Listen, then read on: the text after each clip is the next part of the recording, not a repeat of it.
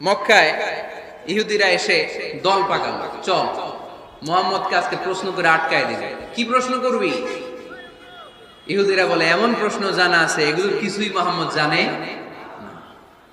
ইহুদিরা এসে হাজির, মুহাম্মদ আমরা কালিমা পড়ে মুসলমান হব। আল্লাহ রাসূল তো মহা খুশি, তাই আসো, তবে শর্ত আছে। কি শর্ত?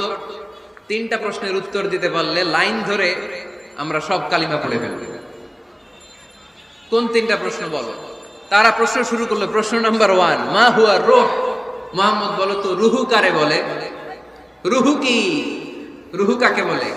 প্রশ্ন নাম্বার 1, মা হুয়া রূহ। মুহাম্মদ বলো রুহু কারে বলে?